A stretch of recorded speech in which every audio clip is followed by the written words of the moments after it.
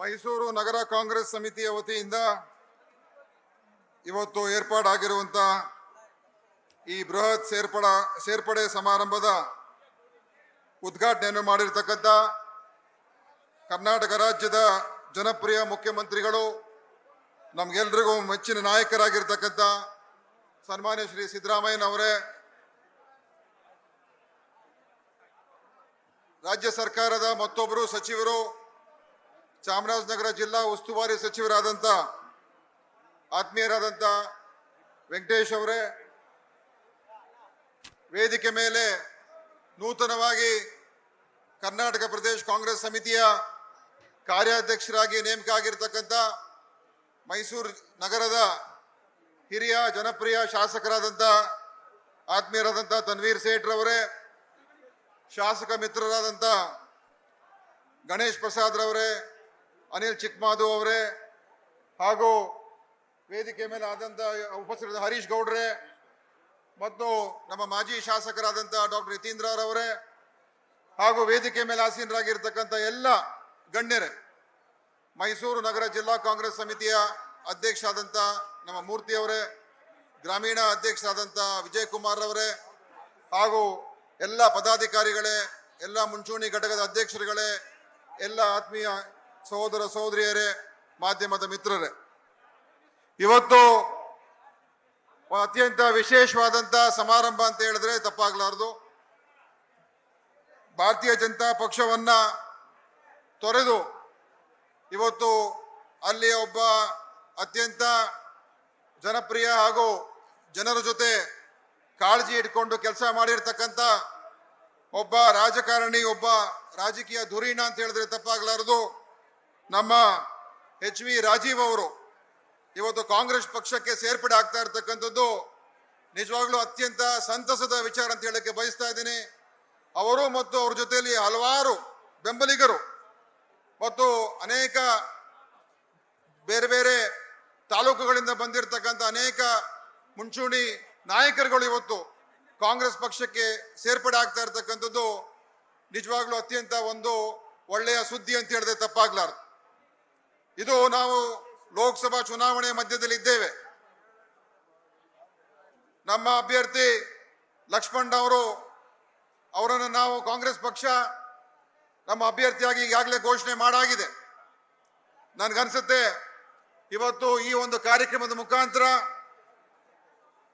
ಏನು ಇವತ್ತು ಅನೇಕ ಬೇರೆ ಬೇರೆ ಪಕ್ಷಗಳಿಂದ ಮತ್ತು ವಿಶೇಷವಾಗಿ ಬಿಜೆಪಿಯಿಂದ ಮತ್ತು JDS ಪಕ್ಷದಿಂದ ನಮ್ಮ ಪಕ್ಷಕ್ಕೆ ಸೇರ್ಪಡೆ ಆಗ್ತಾ ಇರೋದ್ರಿಂದ ಖಂಡಿತವಾಗಿಯೂ ಮೈಸೂರಿನ ಒಂದು ಪಾರ್ಲಿಮೆಂಟ್ ಕ್ಷೇತ್ರದಲ್ಲಿ ಕಾಂಗ್ರೆಸ್ಗೆ ಗೆಲುವನ್ನು ಸಾಧಿಸ್ತಕ್ಕಂಥದ್ದಕ್ಕೆ ಇವತ್ತಿನ ಕಾರ್ಯಕ್ರಮ ಒಂದು ರೂವಾರಿ ಆಗತ್ತೆ ಅಂತ ಹೇಳೋದಕ್ಕೆ ನಾನು ಬಯಸ್ತಾ ಇದ್ದೇನೆ. ಇವತ್ತು ರಾಜ್ಯದಲ್ಲಿ ಹಲವಾರು ವಿಷಯಗಳು ತಾವೆಲ್ಲರೂ ಕೂಡ ಗಮನಿಸ್ತಾ ಇದ್ದೀರಾ, ಯಾವ ರೀತಿಯಾಗಿ ರಾಜ್ಯದ ರಾಜಕಾರಣ ನಡೀತಾ ಇದೆ ಅಂತ. ಇಂಥ ಒಂದು ಪರಿಸ್ಥಿತಿ, ಇಂಥ ಒಂದು ಸನ್ನಿವೇಶದಲ್ಲಿ ರಾಜೀವ್ ಅವರು ಈ ತೀರ್ಮಾನ ತಗೊಂಡಿರ್ತಕ್ಕಂಥದ್ದು ನಾನು ಅವ್ರಿಗೆ ಅಭಿನಂದನೆ ಸಲ್ಲಿಸ್ತಾ ಇದ್ದೀನಿ. ಯಾಕೆಂತ ಹೇಳಿದ್ರೆ ನಮ್ಮ ಕಾಂಗ್ರೆಸ್ ಪಕ್ಷ ಇದು ಒಂದು ವಿಶಾಲ ಹೃದಯ ಇರುವಂತ ಪಕ್ಷ, ಇಲ್ಲಿ ಎಲ್ರಿಗೂ ಸ್ಥಾನಮಾನ ಸಿಗುವಂತ ಪಕ್ಷ, ಇಲ್ಲಿ ಜಾತಿ ಭಾಷೆ ಮತಭೇದ ಏನೂ ಇಲ್ಲದೆ ಇರತಕ್ಕಂಥ ಎಲ್ಲ ಒಂದು ವ್ಯಕ್ತಿಗಳಿಗೆ ಸ್ವತಂತ್ರವಾಗಿ ಈ ಪಕ್ಷದಲ್ಲಿ ತಮ್ಮ ಅಭಿಪ್ರಾಯಗಳನ್ನು ವ್ಯಕ್ತಪಡಿಸ್ತಕ್ಕಂಥದ್ದಕ್ಕೆ ಮತ್ತು ಎಲ್ರಿಗೂ ಸಮಾನತೆಯಿಂದ ನೋಡ್ತಕ್ಕಂಥ ಒಂದು ತತ್ವ ಇರುವಂತ ಯಾವುದಾದ್ರೂ ಪಕ್ಷ ಈ ದೇಶದಲ್ಲಿ ಇದ್ರೆ ಅದು ನಮ್ಮ ಕಾಂಗ್ರೆಸ್ ಪಕ್ಷ ಅಂತ ಇವತ್ತು ಹೆಮ್ಮೆಯಿಂದ ಹೇಳ್ಬೋದು.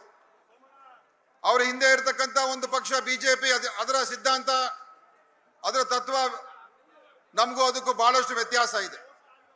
ಇವತ್ತು ರಾಜೀವ್ ಅವರು ನಮ್ಮ ಪಕ್ಷಕ್ಕೆ ಸೇರ್ಪಡೆ ಆಗಿದ್ದಾರೆ. ನಾನು ರಾಜೀವ್ ಅವ್ರಿಗೆ ಹೇಳಕ್ಕೆ ಇಷ್ಟಪಡ್ತೇನೆ, ಇವತ್ತು ಕಾಂಗ್ರೆಸ್ ಪಕ್ಷದ ಮೂಲ ಸಿದ್ಧಾಂತ ಏನಂತ ಹೇಳಿದ್ರೆ ಒಂದು ಜಾತ್ಯತೀತತೆ. ಎಲ್ಲ ಧರ್ಮದವರು, ಎಲ್ಲ ಜಾತಿಯವರನ್ನ ನಾವು ಸಮಾನವಾಗಿ ನೋಡಬೇಕು. ಯಾರು ಕಷ್ಟದಲ್ಲಿದ್ದಾರೆ, ಯಾರು ದುಃಖದಲ್ಲಿದ್ದಾರೆ, ಯಾರು ತೊಂದರೆಯಲ್ಲಿ ಸಿಕ್ಕಾಕೊಂಡಿದ್ದಾರೆ ಅಂಥವ್ರನ್ನ ಮೇಲ್ ತರ್ತಕ್ಕಂಥ, ಅಂಥವ್ರಿಗೆ ಸಹಾಯ ಮಾಡುವಂತ ಒಂದು ಸಿದ್ಧಾಂತ ಇರುವಂಥದ್ದು ಕಾಂಗ್ರೆಸ್ ಪಕ್ಷ. ಯಾವುದೇ ಧರ್ಮ ಆಧಾರಿತ, ಜಾತಿ ಆಧಾರಿತವಾಗಿ ಭೇದ ಭಾವವನ್ನು ಮಾಡದೇ ಇರತಕ್ಕಂಥ ಸಿದ್ಧಾಂತ ಇರುವಂತ ಪಕ್ಷ ಯಾವ್ದು ಅಂತ ಹೇಳಿದ್ರೆ ಅದು ನಮ್ಮ ಕಾಂಗ್ರೆಸ್ ಪಕ್ಷ. ಇದು ನಮ್ಮ ಮೂಲ ಸಿದ್ಧಾಂತ. ರಾಜೀವ್ ಅವರೇ ಮತ್ತು ನಿಮ್ಮ ಯಾರ್ಯಾರು ಇವತ್ತೆಲ್ಲ ಸೇರ್ಪಡೆ ಆಗ್ತಾ ಇದ್ದೀರಿ. ಸಾಮಾಜಿಕ ನ್ಯಾಯ ಮತ್ತು ಇನ್ನೊಂದು ಮುಖ್ಯ ಸಿದ್ಧಾಂತ ನಮ್ದು. ಎಲ್ಲರನ್ನು ಕೂಡ ಯಾರು ನಾನು ಈಗಾಗಲೇ ಹೇಳಿದಾಗೆ ಹಿಂದೆ ಬಿದ್ದಿದ್ದಾರೆ ಅವರನ್ನ ಸಮಾನತೆಯ ದಾರಿಗೆ ತಗೊಂಡು ಬರಬೇಕು. ಅವರಿಗೆ ತಮ್ಮ ಜೀವನದಲ್ಲಿ ಅದನ್ನ ಒಂದು ಸಂತೃಪ್ತಿಯಾದಂಥ ಜೀವನ ನಡೆಸ್ತಕ್ಕಂಥದ್ದಕ್ಕೆ ಅವರಿಗೆ ಏನೇನು ಸವಲತ್ತುಗಳು ಕೊಡಬೇಕು, ಅವ್ರಿಗೆ ಹೇಗೆ ಮೇಲ್ ತರಬೇಕು, ಶೈಕ್ಷಣಿಕವಾಗಿ, ಆರ್ಥಿಕವಾಗಿ, ಸಾಮಾಜಿಕವಾಗಿ, ರಾಜಕೀಯವಾಗಿ ಹೇಗೆ ಮೇಲ್ ತರಬೇಕು ಅಂತ ಚಿಂತನೆ ಮಾಡ್ತಕ್ಕಂಥ ಒಂದು ಮೂಲ ಸಿದ್ಧಾಂತ ನಮ್ಮ ಕಾಂಗ್ರೆಸ್ ಪಕ್ಷ. ಪ್ರಜಾಪ್ರಭುತ್ವದಲ್ಲಿ ಪೂರ್ತಿ ನಂಬಿಕೆ ಇರುವಂತ ಪಕ್ಷ ಕಾಂಗ್ರೆಸ್ ಪಕ್ಷ.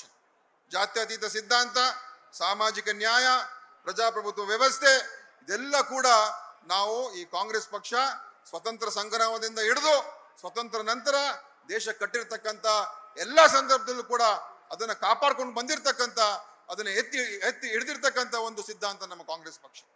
ಅದರಿಂದ ಇವತ್ತು ತಾವು ಮತ್ತು ತಮ್ಮ ಅನೇಕ ಜನ ಎಲ್ಲ ಸೇರ್ಪಡೆ ಆಗಿದ್ದೀರ. ಖಂಡಿತವಾಗಿಯೂ ಕಾಂಗ್ರೆಸ್ ಪಕ್ಷದಲ್ಲಿ ಯಾರು ಸಂಘಟನೆ ಮಾಡ್ತಾರೆ, ಯಾರು ಎಲ್ಲರ ಜೊತೆ ಬೆರೆತು ಕೆಲಸ ಮಾಡ್ತಾರೆ, ಖಂಡಿತವರೆಗೂ ಅವ್ರ ಅವಕಾಶ ಸಿಕ್ಕೇ ಸಿಗುತ್ತೆ. ನಿಮಗೂ ಕೂಡ ಭವಿಷ್ಯದಲ್ಲಿ ನಮ್ಮ ಪಕ್ಷದ ಎಲ್ಲಾ ರೀತಿಯಲ್ಲೂ ಕೂಡ ಕೈ ಜೋಡಿಸಿ ತಾವು ಕೆಲಸ ಮಾಡಿದ್ರೆ ನನಗೆ ವಿಶ್ವಾಸ ಇದೆ, ನಿಮಗೂ ಕೂಡ ನಮ್ಮ ಪಕ್ಷದಲ್ಲಿ ನಿಮಗೆ ಏನು ನ್ಯಾಯವನ್ನು ಸಿಗ್ತಕ್ಕಂಥದ್ದು ಇದೆ ಅದು ಖಂಡಿತವಾಗಿಯೂ ಸಿಕ್ಕೇ ಸಿಕ್ಕತ್ತೆ ಅಂತ ಕೂಡ ನನಗೆ ಒಂದು ವಿಶ್ವಾಸ ಇದೆ ಅಂತ ಹೇಳೋದಕ್ಕೆ ಬಯಸ್ತಾ ಇದ್ದೀನಿ. ಆದ್ರೆ ನೀವೆಲ್ಲ ಸೇರ್ಕೊಂಡು ಕೆಲಸ ಮಾಡಿ. ಈಗ ಇವತ್ತು ಲೋಕಸಭಾ ಚುನಾವಣೆ ತಾವೆಲ್ಲ ನೋಡ್ತಾ ಇದ್ದೀರಾ. ಕರ್ನಾಟಕದಲ್ಲಿ ನಮ್ಮ ಸರ್ಕಾರ ಬಂದ ಮೇಲೆ ಮಾನ್ಯ ಮುಖ್ಯಮಂತ್ರಿಗಳು ಯಾವ ರೀತಿಯಾಗಿ ಕೆಲಸ ಮಾಡಿದ್ದಾರೆ, ಕೊಟ್ಟ ಮಾತನ್ನು ಉಳಿಸ್ಕೊಂಡಿದ್ದಾರೆ. ನಾವೇನ್ ಚುನಾವಣೆ ಪೂರ್ವದಲ್ಲಿ ಹೇಳಿದ್ದೋ ಅದನ್ನ ಮಾಡಿ ತೋರಿಸಿದ್ದೇವೆ. ಈಗ ಕೇವಲ 6-8 ತಿಂಗಳಲ್ಲೇ ನಮ್ಮ ಒಂದು ವಾಗ್ದಾನಗಳನ್ನ ಅನುಷ್ಠಾನ ಮಾಡಿರ್ತಕ್ಕಂಥ ಮುಖ್ಯಮಂತ್ರಿ ಹೇಳಿದ್ರೆ ಅದು ಮಾನ್ಯ ಸಿದ್ದರಾಮಯ್ಯರು ಅಂತ ಇವತ್ತು ನಾವು ಧೈರ್ಯವಾಗಿ ಎಲ್ರಿಗೂ ನಾವು ಹೇಳ್ಬೋದಾಗಿದೆ. ಬೇರೆ ಯಾವ ಸರ್ಕಾರ ಕೂಡ ಇಷ್ಟು ಶೀಘ್ರಗತಿಯಲ್ಲಿ ನಮ್ಮ ಮಾತನ್ನ ಉಳಿಸ್ಕೋಬೇಕು ಅಂತ ಹೇಳಿ ಕಾರ್ಯಕ್ರಮವನ್ನ ಅನುಮೋದನೆ ಕೊಟ್ಟು ಘೋಷಣೆ ಮಾಡಿ ಅದು ಎಲ್ಲಾ ರೀತಿಯ ಆರ್ಥಿಕ ಒಂದು ಸಂಪನ್ಮೂಲವನ್ನು ಕೊಟ್ಟು ಕಾರ್ಯಗತ ಮಾಡಿರ್ತಕ್ಕಂಥ ಒಂದು ಸರ್ಕಾರ ಅಂತ ಹೇಳಿದ್ರೆ ಅದು ನಮ್ಮ ಕಾಂಗ್ರೆಸ್ಸಿನ ಸಿದ್ದರಾಮಯ್ಯ ನೇತೃತ್ವದ ಸರ್ಕಾರ ಅಂತ ಇವತ್ತು ನಾವು ಧೈರ್ಯವಾಗಿ ಹೇಳ್ಬೋದು. ಇವತ್ತು ಜನರಿಗೆ ಎಲ್ಲ ಕಾರ್ಯಕ್ರಮ ಮುಟ್ಟಿದೆ. ಆದ್ರೆ ಇವತ್ತು ಬಿಜೆಪಿಯವರು ದಾರಿ ತಪ್ಪಿಸುವಂತ ಕೆಲಸ ಮಾಡ್ತಾ ಇದ್ದಾರೆ, ಸುಳ್ಳಿನ ಪ್ರಚಾರ ಮಾಡ್ತಾ ಇದ್ದಾರೆ. ಒಂದ್ ಕಡೆ ಹೇಳ್ತಾರೆ ಈ ಭಾಗ್ಯಗಳು ಅಥವಾ ನಮ್ಮ ಏನ್ ಗ್ಯಾರಂಟಿ ಯೋಜನೆಗಳು ಜನರಿಗೆ ಸರಿಯಾಗಿ ಮುಟ್ಟಿಲ್ಲ ಅಂತ ಹೇಳ್ತಾರೆ. ಅದು ಶುದ್ಧ ಸುಳ್ಳು. 95% ಅಷ್ಟು ಜನರಿಗೆ ನಮ್ಮ ಗ್ಯಾರಂಟಿ ಯೋಜನೆಗಳು ಮುಟ್ಟಿದೆ. ಕೇವಲ ನಿಮ್ಮ ಒಂದು ಸುಳ್ಳಿನ ಪ್ರಚಾರದಿಂದ ಜನ ಯಾರು ಕೂಡ ಅದಕ್ಕೆ ತಪ್ಪು ಯಾವುದೇ ಒಂದು ವಿಚಾರಕ್ಕೆ ಹೋಗೋದಿಲ್ಲ. ನಮ್ಮ ಕಾರ್ಯಕ್ರಮ ಮುಟ್ಟಿದೆ. ಇನ್ನೊಂದು ಕಡೆ ಹೇಳ್ತಾರೆ ಸರ್ಕಾರ ದಿವಾಳಿ ಆಗೋಗಿದೆ, ದುಡ್ಡಿಲ್ಲ ಅಂತ. ಮೊನ್ನೆ ನಿರ್ಮಲಾ ಸೀತಾರಾಮ್ ಅವರು ಕೂಡ ಬಂದು ಅದೇ ಭಾಷಣ ಮಾಡಿದ್ರು. ಏನು ರಾಜ್ಯ ಸರ್ಕಾರ ಈ ಗ್ಯಾರಂಟಿ ಯೋಜನೆಗಳು ಮಾಡ್ಬಿಟ್ಟು ದುಡ್ಡೆಲ್ಲ ಅದಕ್ಕೆ ಖರ್ಚು ಮಾಡ್ಕೊಂಡ್ಬಿಟ್ಟು ನಮ್ಮ ಹತ್ರ ಬಂದು ಭಿಕ್ಷೆ ಕೇಳ್ತಾ ಇದ್ದಂತ ರೀತಿಯಲ್ಲಿ ನಿರ್ಮಲಾ ಸೀತಾರಾಮ್ ಅವರು ಮಾತನಾಡಿದ್ದಾರೆ. ಅತ್ಯಂತ ಕೀಳ ಮಟ್ಟದಲ್ಲಿ ಕರ್ನಾಟಕ ರಾಜ್ಯದ ಬಗ್ಗೆ ಮಾತನಾಡಿದ್ದಾರೆ. ನಾನು ನಿರ್ಮಲಾ ಸೀತಾರಾಮ್ ಅವ್ರಿಗೆ ಹೇಳಕ್ ಬಯಸ್ತೇನೆ, ನಿರ್ಮಲಾ ಸೀತಾರಾಮ್ ಅವರೇ, ನಾವು ನಮ್ಮ ಗ್ಯಾರಂಟಿ ಯೋಜನೆಗೆ ನಿಮ್ಮ ಕೇಂದ್ರ ಸರ್ಕಾರದ ಒಂದು ನ್ಯಾಯ ಪೈಸವನ್ನು ತೆಗೆದುಕೊಂಡಿಲ್ಲ. ಅದು ನಮ್ಮ ರಾಜ್ಯದ ಸಂಪನ್ಮೂಲದಿಂದಲೇ ನಾವು ಪ್ರತಿಯೊಂದು ಮನೆಗೆ ಆ ಹಣವನ್ನ ಮುಟ್ಟಿಸಿದ್ದೇವೆ. ನಿಮ್ಮ ಒಂದು ನ್ಯಾಯ ಪೈಸಾ ತಗೊಂಡಿಲ್ಲ. ನೀವು ಏನ್ ನಮಗೆ ಕೊಡಬೇಕಾಗಿರ್ತ ಹಣ ನೀವು ಕೊಟ್ಟಿಲ್ಲ. ಏನ್ ನಮ್ಮ ರಾಜ್ಯಕ್ಕೆ ನ್ಯಾಯಯುತವಾಗಿ ಸಿಗ್ಬೇಕಾಗಿ ಸಿಕ್ಕಿಲ್ಲ. ಅದಕ್ಕೆ ಉತ್ತರ ಕೊಡದೇನೆ ನೀವು ಬೇರೆ ಬೇರೆ ವಿಚಾರಗಳನ್ನ ಮಾತನಾಡಿ ರಾಜ್ಯದ ಬಗ್ಗೆ ತಪ್ಪು ಕಲ್ಪನೆಯನ್ನ ಮೂಡಿಸ್ತಕ್ಕಂಥ ಒಂದು ಕೀಳಮಟ್ಟದ ಕೆಲಸ ಮಾಡಿದ್ದೀರಾ. ನಾನು ನಿಮ್ಮ ಮಾತುಗಳನ್ನ ಖಂಡಿಸ್ತೇನೆ. ಇವತ್ತು ಬರಗಾಲ ಬಂದಿದೆ ರಾಜ್ಯದಲ್ಲಿ. ಹಲವಾರು ಬಾರಿ ನಮ್ಮ ಮುಖ್ಯಮಂತ್ರಿಗಳು ಎಲ್ಲ ಸಚಿವರು ಕೇಳ್ಕೊಂಡಿದ್ದಾರೆ. ನಮ್ಮ ಸರ್ಕಾರದಿಂದ ಇರುವಂತಹ ಹಣವನ್ನ ನಮ್ಮ ರೈತರಿಗೆ ಮತ್ತು ಬರಗಾಲಕ್ಕೆ ಈಗಾಗಲೇ ನಾವು 1,500 ಕೋಟಿಗಿಂತ ಹೆಚ್ಚು ಖರ್ಚು ಮಾಡಿದ್ದೇವೆ. ನೇರವಾಗಿ ಸುಮಾರು 600 ಕೋಟಿ ರೂಪಾಯಿಯಷ್ಟು ಹಣವನ್ನ ನಮ್ಮ ರೈತರಿಗೆ ನೇರವಾಗಿ ಸಂದಾಯ ಆಗಿದೆ. ಆದ್ರೆ ಇದುವರೆಗೂ ಕೂಡ ಕೇಂದ್ರ ಸರ್ಕಾರ ನಮ್ಮ ಜನರ ಪರವಾಗಿ, ನಮ್ಮ ರೈತರ ಪರವಾಗಿ 1 ರೂಪಾಯಿ ಕೂಡ ಕೊಟ್ಟಿಲ್ಲ. ಇದರ ಬಗ್ಗೆ ಈಗಾಗಲೇ ನಾವು ಸುಪ್ರೀಂ ಕೋರ್ಟ್ಗೆ ಹೋಗಿದ್ದೇವೆ. ನೋಡಿ ಎಂತ ಪರಿಸ್ಥಿತಿ ಬಂದಿದೆ ಇವತ್ತೊಂದು ಸರ್ಕಾರಕ್ಕೆ. ಕೇಂದ್ರ ಯಾವ ಹಣವನ್ನ ನಮ್ಮ ರಾಜ್ಯಕ್ಕೆ ಕೊಡಬೇಕಾಗಿದೆ, ನ್ಯಾಯಯುತವಾಗಿ ಕೊಡಬೇಕಾಗಿದೆ, ಕಾನೂನು ಪ್ರಕಾರ ಕೊಡಬೇಕಾಗಿದೆ. ಬರಗಾಲ ಬಂದಾಗ ಕೇಂದ್ರ ಸರ್ಕಾರಗಳು ಯಾವಾಗಲೂ ಕೂಡ ರಾಜ್ಯಕ್ಕೆ ಸಹಾಯ ಮಾಡ್ತದೆ. ಅದನ್ನ ಮಾಡದೇ ಇರತಕ್ಕಂಥದ್ದು ಇವತ್ತು ನಡೆದಿರುವಂಥದ್ದು ನಿಜವಾಗ್ಲೂ ನಮ್ಮ ದೇಶದ ಒಕ್ಕೂಟದ ವ್ಯವಸ್ಥೆಗೆ ಇದು ದೊಡ್ಡ ಒಂದು ಕೊಡ್ಲಿ ಪೆಟ್ಟು ಅಂತ ಹೇಳ್ಬೇಕಾಗ್ತದೆ. ದೊಡ್ಡ ಒಂದು ಆಘಾತ ಆಗಿದೆ. ಇವತ್ತು ಎಷ್ಟು ಕೇಳ್ಕೊಂಡ್ರು ಕೂಡ ಇವತ್ತು ಕೇಂದ್ರ ಸರ್ಕಾರ ನಮ್ಮ ಕಡೆ ತಿರುಗು ಕೂಡ ನೋಡ್ಲಿಲ್ಲ. ದುರ್ದೈವದ ಸಂಗತಿ, ಭಾರತೀಯ ಜನತಾ ಪಕ್ಷದ 25 ಸಂಸದರು, ಲೋಕಸಭಾ ಸಂಸದರು ಇದ್ರ ಬಗ್ಗೆ ಚಕಾರ ಎತ್ತಿಲ್ಲ. ರಾಜ್ಯಕ್ಕೆ ಬರಗಾಲದ ಹಣವನ್ನು ಕೊಡಿ ಅಂತ ಹೇಳೋದಕ್ಕೂ ಕೂಡ ಅವರಿಗೆ ತಾಕತ್ತಿಲ್ಲ, ಧೈರ್ಯ ಇಲ್ಲ. ಈ ಪರಿಸ್ಥಿತಿ ಇವತ್ತು ನಮ್ಮ ರಾಜ್ಯಕ್ಕೆ, ಈ ದೇಶದಲ್ಲಿ ಬಂದಿದೆ. ಭಾರತೀಯ ಜನತಾ ಪಾರ್ಟಿ ಎಂಪಿಗಳನ್ನು ನಾವು ಆಯ್ಕೆ ಮಾಡಿರ್ತಕ್ಕಂಥ ಉದ್ದೇಶ ಏನು? ರಾಜ್ಯದ ಪರವಾಗಿ ಮಾತನಾಡಬೇಕು, ದೆಹಲಿಯಲ್ಲಿ ಹೋಗಿ ರಾಜ್ಯದ ಪರವಾಗಿ ವಕಾಲತ್ ವಹಿಸಬೇಕು, ರಾಜ್ಯಕ್ಕೆ ನ್ಯಾಯ ಕೊಡಿಸ್ಬೇಕು, ನಮ್ಗೇನು ಸಿಗ್ಬೇಕಾಗಿರೋದೆಲ್ಲ ಕೊಡಿಸೋದಕ್ಕೆ ತಮ್ಮ ಪ್ರಾಮಾಣಿಕ ಪ್ರಯತ್ನವನ್ನ ಮಾಡಬೇಕು. ಸಿಗೋದು ಬಿಡೋದು ಆಮೇಲೆ, ಪ್ರಯತ್ನ ಆದ್ರೂ ಮಾಡ್ಬೇಕು ತಾನೆ. ಇದರ ಒಂದು ಸ್ಟೇಟ್ಮೆಂಟ್ ಕೂಡ ಅಶೋಕ್ ಆಗ್ಲಿ, ಬೊಮ್ಮಾಯಿ ಅವರಾಗ್ಲಿ, ಕೇಂದ್ರದ ಯಡಿಯೂರಪ್ಪನವರಾಗ್ಲಿ, ಯಾರೇ ಆಗಿರ್ಲಿ ಒಂದು ಸ್ಟೇಟ್ಮೆಂಟ್ ಕೂಡ ಕೊಟ್ಟಿಲ್ಲ. ಮೋದಿ ಅವ್ರ ಹತ್ರ ಹೋಗಿ ನೋಡಿ ಸರ್, ನಮ್ಮ ರಾಜ್ಯದಲ್ಲಿ ತೊಂದರೆ ಆಗ್ತಾ ಇದೆ, ನೀವು ಮೀಟಿಂಗ್ ಮಾಡಿದ್ದೀರಾ, ಕೂಡಲೇ ಅದನ್ನ ಬಿಡುಗಡೆ ಮಾಡಿ ಅಂತ ಹೇಳೋದಕ್ಕೂ ಕೂಡ ಇವರಿಗೆ ಆ ಒಂದು ಮನಸ್ಸಿಲ್ಲ ಅಂತ ಹೇಳಿದ್ರೆ, ಇವತ್ತು ನಮ್ಮ ರಾಜ್ಯದಲ್ಲಿ ಬಂದು ನಮ್ಮ ಪಕ್ಷದ ಬಗ್ಗೆ, ನಮ್ಮ ಸಿದ್ದರಾಮಯ್ಯ ಅವರ ಬಗ್ಗೆ ಮಾತನಾಡೋದಕ್ಕೆ ನಿಮ್ಗೆ ಯಾವ ನೈತಿಕತೆ ಇದೆ, ನಿಮ್ಗೆ ಯಾವ ಹಕ್ಕಿದೆ ಅಂತ ನಾನು ಇವತ್ತು ಕೇಳೋದಕ್ಕೆ ಬಯಸ್ತಾ ಇದ್ದೇನೆ. ಇವತ್ತೂ ಕೊಟ್ಟಿಲ್ಲ. ಈಗ ನಾವು ಸುಪ್ರೀಂ ಕೋರ್ಟ್ಗೆ ನಾವು ಮೊರೆ ಹೋಗಿದ್ದೇವೆ, ನ್ಯಾಯ ಕೊಡಿಸಿ, ಕಾನೂನು ಪ್ರಕಾರ ದುಡ್ಡನ್ನು ಕೊಡಿಸ್ಬೇಕಾಗಿದೆ ಕೊಡಿಸಿ ಅಂತ ನಾವು ಹೇಳಿದ್ದೇವೆ. ಈ ಪರಿಸ್ಥಿತಿ ಇವತ್ತು ದೇಶದಲ್ಲಿ ಬಂದ್ಬಿಟ್ರೆ, ಇವತ್ತು ದೇಶದಲ್ಲಿ ಆಗ್ತಾ ಇರುವಂತದ್ದು, ಮುಖ್ಯಮಂತ್ರಿಗಳನ್ನ ಅರೆಸ್ಟ್ ಮಾಡ್ತಾ ಇದ್ದಾರೆ. ಮೊನ್ನೆ ಕೇಜ್ರಿವಾಲ್ನ ಅರೆಸ್ಟ್ ಮಾಡಿದ್ರು, ಜಾರ್ಖಂಡ್ ಸಿಎಂನ ಅರೆಸ್ಟ್ ಮಾಡಿದ್ರು. ಚುನಾವಣೆ ಘೋಷಣೆ ಆಗಿದೆ. ಘೋಷಣೆ ಆಗುವಂತ ಮಧ್ಯದಲ್ಲೇ ಮುಖ್ಯಮಂತ್ರಿಗಳ, ವಿರೋಧ ಪಕ್ಷದ ಮುಖ್ಯಮಂತ್ರಿಗಳನ್ನ, ವಿರೋಧ ಪಕ್ಷದ ಮಂತ್ರಿಗಳನ್ನ, ವಿರೋಧ ಪಕ್ಷದ MLA ಮೇಲೆ ಇಡಿ ಐಟಿ ದಾಳಿ ನಡೀತಾ ಉಂಟು. ಇದು ಪ್ರಜಾಪ್ರಭುತ್ವ ಅಂತ ಹೇಳೋದಕ್ಕೆ ನಾವು ಆಗೋದಕ್ಕೆ ಸಾಧ್ಯನಾ? ಇದು ಪ್ರಜಾಪ್ರಭುತ್ವ ಅಂತ ಕರಿಬೇಕಾ ನಾವು ಇದನ್ನ? ಚುನಾವಣೆ ಆಯೋಗ ಏನ್ ಮಾಡ್ತಾ ಇದೆ? ಇವತ್ತು ಬಹಿರಂಗವಾಗಿ ದಿವಸ ನೀವು ಪೇಪರ್ ತೆಗಿರಿ, ಇಡಿ ಐಟಿ ಯಾವುದೋ ಒಂದು ಕಾಂಗ್ರೆಸ್ ಅಥವಾ ಇನ್ನೊಂದು ವಿರೋಧ ಪಕ್ಷದ ಒಂದು ನಾಯಕರ ಮನೆ ಮೇಲೆ ದಾಳಿ ಇವತ್ತು ಕೂಡ ನಡೀತಾ ಉಂಟು, ದಿವಸ ನಡೀತಾ ಇದೆ. ಇದರ ಅರ್ಥ ಏನು? ಭಾರತೀಯ ಜನತಾ ಪಾರ್ಟಿ ಒಬ್ಬರು ಮುಖಂಡರ ಮನೆಗೆ ಹೋಗೋದಿಲ್ಲ. ಭಾರತೀಯ ಜನತಾ ಪಾರ್ಟಿಯ ನಾಯಕರುಗಳು ದುಡ್ಡನ್ನು ತೆಗೆದುಕೊಂಡು ಸರ್ಕಾರಿ ಗಾಡಿಗಳಲ್ಲಿ, ಸರ್ಕಾರಿ ಪ್ಲೇನ್ಗಳಲ್ಲಿ ದುಡ್ಡನ್ನ ಸಾಗಿಸ್ತಾ ಇದ್ದಾರೆ. ಐಟಿ ಇಡಿ ಪ್ರೊಟೆಕ್ಷನ್ ಜೊತೆಗೆ, ಸರ್ಕಾರ ಪೊಲೀಸ್ ಜೊತೆಗೆ, ಸರ್ಕಾರದ ಐಟಿ ಇಡಿ ಅಧಿಕಾರಿಗಳ ಜೊತೆಯಲ್ಲಿ ರಕ್ಷಣೆ ತಗೊಂಡು ಇವತ್ತು ಎಲ್ಲ ಕಡೆ ಕೋಟಿಗಳನ್ನ ಅವರು ಎಲ್ಲ ಕಡೆ ಹಂಚ್ತಾ ಇದ್ದಾರೆ. ಸರ್ಕಾರ ಬೀಳ್ಸೋದಕ್ಕೆ ದುಡ್ಡು ಬೇಕು, ಶಾಸಕರ ಖರೀದಿ ಮಾಡಕ್ ದುಡ್ಡು ಬೇಕು, ಸಾವಿರಾರು ಕೋಟಿ ರೂಪಾಯಿಯನ್ನ ಖರ್ಚು ಮಾಡ್ತಾ ಇದ್ದಾರೆ ಭಾರತೀಯ ಜನತಾ ಪಾರ್ಟಿ. ಅದು ಐಟಿ ಇಡಿಗೆ ಏನು ಕೂಡ ಕಾಣಿಸ್ತಾ ಇಲ್ಲ. ಇದು ನಾನು ಹೆಚ್ಚು ಮಾತನಾಡಕ್ ಹೋಗಲ್ಲ, ಆದ್ರೆ ಪ್ರಜಾಪ್ರಭುತ್ವದ ವ್ಯವಸ್ಥೆ ಯಾವ ಮಟ್ಟಕ್ಕೆ ಇಳಿದಿದೆ ನೋಡಿ. ಇದು ನಿಜವಾಗ್ಲೂ ಗಂಡಾಂತರ. ಚುನಾವಣೆ ಬಾಂಡ್ ಬಗ್ಗೆನೂ ಹೇಳ್ಬೋದು ಬೇಕಾದಷ್ಟು, ಯಾವ ರೀತಿ ಭ್ರಷ್ಟಾಚಾರ ನಡೆದಿದೆ ಬಿಜೆಪಿಯವರ ಅವರ ಒಂದು ಏನು ಮಾಡಿರ್ತಕ್ಕಂಥ ಈ ಚುನಾವಣೆ ಎಲೆಕ್ಟ್ರಲ್ ಬಾಂಡ್ ಇಂದ ಅಂತ ಸಾವಿರಾರು ಕೋಟಿ ರೂಪಾಯಿ ಅಷ್ಟು ಕಾಂಟ್ರಾಕ್ಟರ್ಗಳಿಂದ, ಬೇರೆ ಬೇರೆ ವ್ಯಕ್ತಿಗಳಿಂದ ಅವರು ಐಟಿ ರೇಡ್ ಮಾಡಿಸೋದು, ಅವರಿಂದ ದುಡ್ಡನ್ನ ಕಿತ್ಕೊಳ್ಳೋದು, ಆಮೇಲೆ ಆ ಐಟಿ ರೇಡ್ ಅನ್ನ ಅಲ್ಲಿಗೆ, ಇಡಿ ರೇಡ್ ಅನ್ನ ಅಲ್ಲಿಗೆ ಮುಚ್ಚಾಕೋದು. ಎಷ್ಟು ಬಹಿರಂಗವಾಗಿ ಮಾಡಿದ್ದಾರೆ, ಎಷ್ಟು ಧೈರ್ಯ ನೋಡಿ ಅವರಿಗೆ. ಯಾಕೆ ಇಷ್ಟು ಧೈರ್ಯ ಬಂದಿದೆ ಭಾರತೀಯ ಜನತಾ ಪಾರ್ಟಿಗೆ? ಯಾಕೆ ಅಂತ ಹೇಳಿದ್ರೆ ಇವತ್ತು ಮಾಧ್ಯಮವನ್ನ ಸಂಪೂರ್ಣವಾಗಿ ಅವ್ರ ಕಂಟ್ರೋಲ್ ತಗೊಂಡ್ಬಿಟ್ಟಿದ್ದಾರೆ. ಮಾಧ್ಯಮ ಅವರ ವಿರುದ್ಧ ಮಾತಾಡಕ್ ಆಗ್ತಾ ಇಲ್ಲ. ಮಾಧ್ಯಮ ಒಂದು ವಾಚ್ ಡಾಗ್ ಅಂತ ಹೇಳ್ತೀವಿ. ಒಂದು ಪ್ರಜಾಪ್ರಭುತ್ವ ವ್ಯವಸ್ಥೆಯಲ್ಲಿ ಪ್ರೆಸ್ ಅಂತ ಹೇಳಿದ್ರೆ ಅದು ಒಂದು 4ನೇ ಸ್ತಂಭ. ನಮ್ಮ ಜನರಿಗೆ ಜಾಗೃತಿಯನ್ನು ಮೂಡಿಸುವಂತ, ವಿಷಯಗಳನ್ನು ಮುಟ್ಟಿಸುವಂತ ಒಂದು ವ್ಯವಸ್ಥೆ ನಮ್ಮ ಮಾಧ್ಯಮ ಕ್ಷೇತ್ರ. ಆದ್ರೆ ಇವತ್ತು ಆ ಮಾಧ್ಯಮ ಕ್ಷೇತ್ರವನ್ನ ಸಂಪೂರ್ಣವಾಗಿ ತಮ್ಮ ಕಂಟ್ರೋಲ್ ಇಟ್ಕೊಂಡ್ಬಿಟ್ಟಿದ್ದಾರೆ. ಯಾರು ಕೂಡ ಇವತ್ತು ನಿಜವನ್ನು ಹೇಳೋದಕ್ಕೆ ತಯಾರಾಗಿಲ್ಲ. ಯಾಕಂದ್ರೆ ಅವ್ರಿಗೂ ಕೂಡ ಭಯ.